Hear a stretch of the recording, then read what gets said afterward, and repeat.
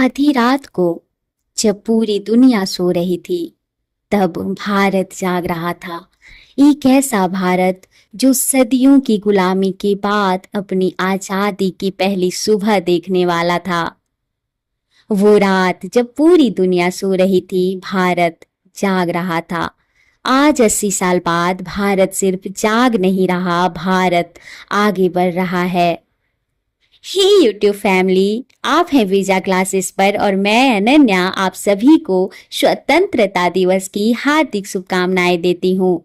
आज का ये वीडियो सिर्फ इंडिपेंडेंस डे की शुभकामनाओं के लिए ही नहीं था, बल्कि आज हम बात करेंगे उस इतिहास की जिसने भारत को आजाद बनाया, और उस भारत की जिसे हम 2047 तक यानी 2047 तक विकसित भारत के रूप में देखना चाहते हैं।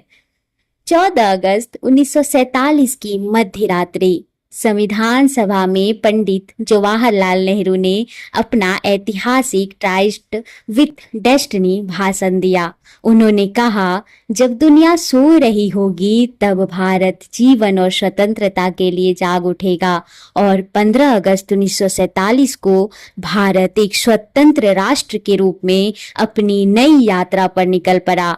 लेकिन जरा सोचिए, जिस आजादी को हम आज एक राष्ट्रीय पर्व के रूप में मनाते हैं, उसके पीछे कितने वर्षों का संघर्ष, कितने आंदोलन और कितने अनगिनत लोगों का योगदान था। आजादी सिर्फ एक तारीख नहीं थी, ये एक ऐसी यात्रा थी जिसने भारतीय समाज में राष्ट्रीय चेतना और स्वशासन की भावना को मजबूत किया।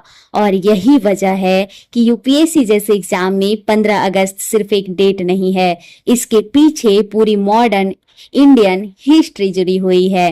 1857 का चाहे वो विद्रोह हो, भारतीय राष्ट्रीय कांग्रेस की स्थापना की बात हो, स्वदेशी आंदोलन की बात कही जाए, असहयोग आंदोलन, सविनय अवज्ञा आंदोलन या भारत छोड़ो आंदोलन, और इसके साथ साथ भारतीयों की बढ़ती हुई संवैधानिक और राजनीतिक चेतना। अगर आप यूपीएससी एस्पिरेंट हैं तो इस आंदोलनों को सिर्फ क्रम से याद मत कीजिएगा, ये समझिए कि हर आंदोलन ने भारतीय राष्ट्रीय आंदोलन को किस तरह से एक नई दिशा दी। लेकिन कहानी यहीं खत्म नहीं हुई। 15 अगस्त 1947 को भारत आजाद हुआ, लेकिन एक लोकतांत्रिक गणराज्य के रूप में भारत की वास्तविक संवैधानिक यात्रा आगे जारी रही। संविधान सभा ने स्वतंत्र भारत के लिए एक ऐसे संविधान का निर्माण किया जो नागरिकों के अधिकारों, शासन की व्यवस्था और लोकतांत्रिक मूल्यों की आधारशिला बना। और फिर 26 जनवरी 1950 को भारत का संविधान लागू हुआ और भारत एक गणराज्य बना। यानी 15 अगस्त हमें स्वतंत्रता की याद दिलाता है और 26 जनवरी हमें गणराज्य और संविधान की। और यही एक इम्पॉर्टेंट यूपीएससी पॉइंट है, इंडिपेंडेंस और रिपब्लिक एक ही चीज नहीं है। 1947 में भारत को ब्रिटिश शासन से स्वतंत्रता मिली, लेकिन 1950 में भारत ने अपना संविधान लागू करके एक संप्रभु लोकतांत्रिक गणराज्य के रूप में नई संवैधानिक व्यवस्था अपनाई। इसीलिए यूपीएससी और पीसीएस जैसे एग्जाम में इन दोनों घटनाओं को आपस में मिक्स मत कर दीजिएगा। और अब बात करते हैं 2026 की। इस वर्ष भारत अपना 80वां स्वतंत्रता दिवस मना रहा है, लेकिन 2026 का जो इंडिपेंडेंस डे है एक और वजह से भी महत्वपूर्ण है। इस वर्ष वंदे मातरम के 150 वर्ष पूरे होने के संदर्भ में विशेष आयोजन किए जा रहे हैं। वंदे मातरम सिर्फ एक गीत नहीं रहा, बल्कि भारतीय स्वतंत्रता आंदोलन के दौरान इसने राष्ट्रीय चेतना को मजबूत करने में महत्वपूर्ण भूमिका निभाई। और 2026 के समारोह की प्रमुख थीम में शामिल है 150 इयर्स ऑफ वंदे मातरम और युवा शक्ति फॉर विकसित भारत 2047। यानी एक तरफ हम अपनी स्वतंत्रता संघर्ष की विरासत को याद कर रहे हैं और दूसरी तरफ 2047 के भारत की ओर देख रहे हैं।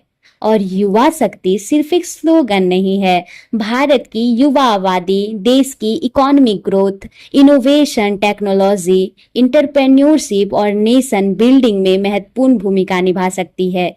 इसीलिए विकसित भारत 2047 के लक्ष्य में युवाओं की भूमिका को महत्वपूर्ण माना गया। अगर यूपीएससी मेंस में आपसे पूछा जाए कि स्वतंत्रता के बाद भारत की राष्ट्र निर्माण की यात्रा का मूल्यांकन कीजिए, तो आपका आंसर केवल आजादी की तारीख तक सीमित नहीं होनी चाहिए। आपको बात करनी होगी संविधान निर्माण की, आपको बात करनी होगी लोकतांत्रिक संस्थाओं की, हाँ, आपको बात करनी होगी सामाजिक न्याय की, आर्थिक विकास की, वैज्ञानिक और तकनीकी प्रगति की, और आपको बात करनी होगी आज के विकसित भारत 2047 के विजन की। यही है एक एस्पिरेंट और एक सामान्य रीडर के अप्रोच में अंतर। 80 साल पहले भारत ने दुनिया से कहा था हम स्वतंत्र हैं। आज हम दुनिया से कह रहे हैं कि हम सक्षम हैं, हम आत्मनिर्भर हैं और हम एक विकसित भारत का निर्माण कर सकते हैं। लेकिन देश का भविष्य सिर्फ सरकारों से नहीं बनता, देश का भविष्य बनता है उसके नागरिकों से, उसके युवाओं से और उन करोड़ों लोगों से जो अपने अपने क्षेत्र में ईमानदारी से अपना योगदान देते हैं। वो रात जब पूरी दुनिया सो रही थी, भारत जागा था और आज 80 साल बाद भारत सिर्फ जाग नहीं रहा, भारत आगे बढ़ रहा है।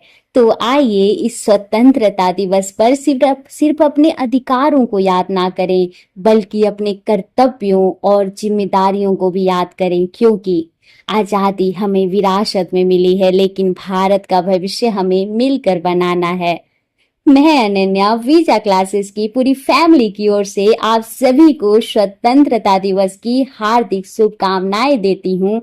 और हाँ दोस्तों, ये जो देशभक्ति है ये सिर्फ आज के दिन आपके स्टेटस और सोशल मीडिया हैंडल्स पे नहीं दिखना चाहिए, बल्कि ये देशभक्ति आपके दिल में, आपके सोल में हमेशा जगती और दहकती रहनी चाहिए। तो आज के लिए और अभी के लिए बस इतना ही। चलिए सब जोर से बोलते हैं, जय हिंद, जय भारत, वंदे मातरम।